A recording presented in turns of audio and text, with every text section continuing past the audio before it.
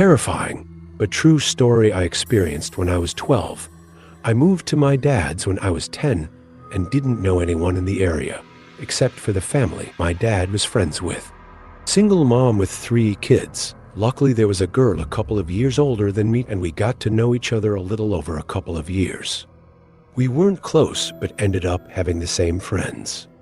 One night, my friend Rob was hanging out with her and her younger brother. They happened to be in the house alone because my friend's mom was at work.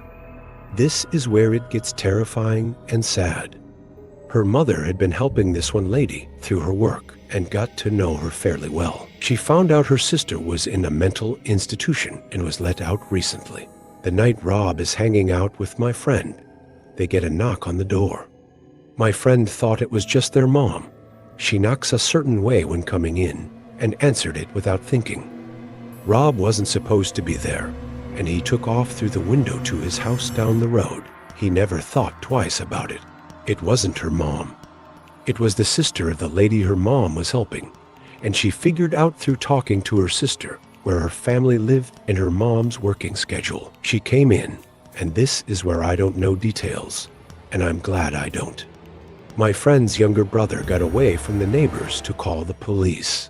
The lady brutally murdered my friend a week from Christmas, decapitated her and left her body naked in a bathtub, hid her head. They had to look through the presents, and I don't know where they found it, but they did. I wasn't allowed to go to her funeral. I was in grade school. I think it was in my 5th grade. I don't really know what day that was, but the teachers were really busy with all the meetings, and they had nothing left to teach us. Our homeroom was on the 3rd floor, back building just beyond the campus field. Our building was pretty old, and at the back of our building was this big old tree. We had a small TV at the top of our board. There was a small stage made out of wood in the front, where my friends and I were sitting, watching on the television while our advisor was busy doing paperwork on her desk on the left side of the blackboard. Our armchairs in the middle, and a toilet all the way back from our chairs on the right side. Right across from it was the entrance door of our room. Miss Abo, my homeroom teacher or advisor, was then called through the speakers they put outside our classroom doors, saying that she's needed in the meeting. She then told us to close the door when she goes out and stay inside the classroom. She also told us to not make so much noise, which we didn't mind because the room right beside ours was empty. It was under construction due to the earthquake that happened a month before that day. As soon as Miss Abo left the building, we were on rampage mode. We were shouting, throwing wet papers everywhere, laughing, and there were a few of us fighting. When all of a sudden, the toilet door slammed open. Everyone went silent and looked over, and to our confusion and horror, we froze when we saw Miss Abo come out from the toilet, smiling from ear to ear, staring at us as she walked all the way to her desk, sat down, and continued to stare at us. My friend then whispered to me, "She already left a moment ago. This is not our teacher." And by hearing this, my dead brain confirmed that I am not going crazy, and a lot of us witnessed what happened back then. My heart dropped when she looked over our direction, still smiling from ear to ear, asking, "Why did you guys suddenly stop being so loud?" One of my classmates then cried out loud, wailing, saying that she's so scared and she wants to go home when all of a sudden our room door opened and it was our homeroom teacher. Looking at us and asking what was wrong, we all looked back at the teacher's desk and whoever was sitting there just disappeared. Everyone then started to tell her what happened all at once, and she just shushed us and said, "I told you not to make so much noise. Whatever lived in that tree got disturbed." I never believed that the area at the back of our building, with the big old tree, was haunted until that day. Thankfully, it was summer after that day, and none of my classmates ever talked about it ever again. This happened to my school a long time ago, when I was in 6th grade. I always went to school 30 minutes to an hour earlier every day because our class started at 7 a.m. Our school was pretty big, with a building in front containing 2 mini fields surrounded by fences on the left and right at the very front. There was a gymnasium at the back of the front building and a softball or baseball field beyond that, and there were a lot of trees. So being early meant quiet, peace, and a cold wind. I enjoyed being alone even before. This particular morning, I arrived at school just before 6 a.m., about 5 minutes earlier than usual. I noticed a small group of students and 2 teachers huddled in one hallway, peeking at something, and they all seemed creeped out and worried. So I asked one of them what was going on. A grade 5 student then told me that they thought they saw their teacher sitting alone in their classroom early in the morning, not sitting at the teacher's table, but sitting at the very front, facing the blackboard.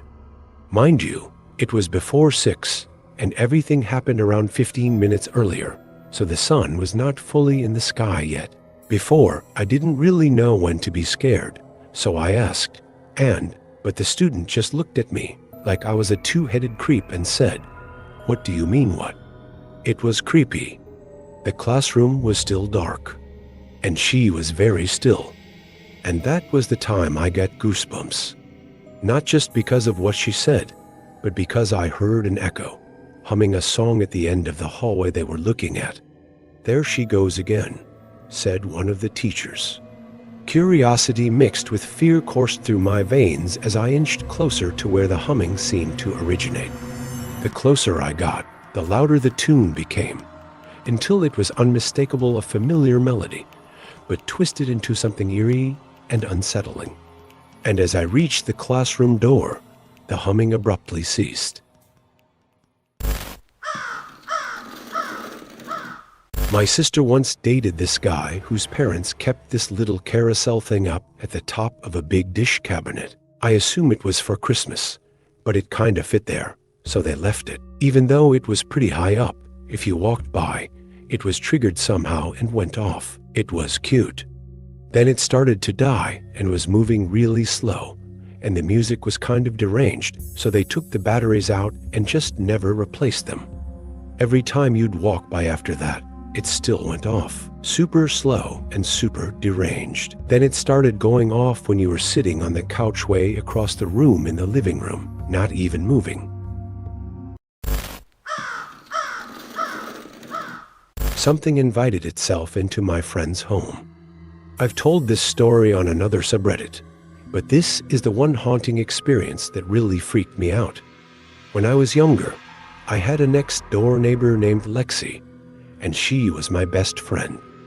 Our parents would go on trips on motorcycles with each other, and we would camp out at one of our houses until they came back. It was normal for us. We never had any paranormal events prior to this specific night. We were sitting in the bedroom talking and doing what we normally did. We saw a bright light through her window, followed by the sound of motorcycles pulling onto the gravel driveway. We instantly thought, okay, our parents forgot something. But before we could even get up to leave the bedroom, we heard a knock and a soft woman's voice saying, "Hello." The front door opened. This was a familiar sound because the door scraped against the hardwood flooring. We panicked, thinking there was an intruder at this point, because this woman didn't sound like our family. We have very Texan voices. We scouted the house, scared out of our minds, just to find the front door wide open and nobody in the driveway. Nobody was in the house. We finally felt better.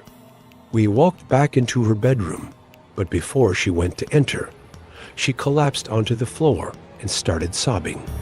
I didn't know what was happening. I was scared, and she told me something as tall as the door frame was standing in her parents' room. After our parents returned, her family continued to have paranormal activity in their house. They moved out too,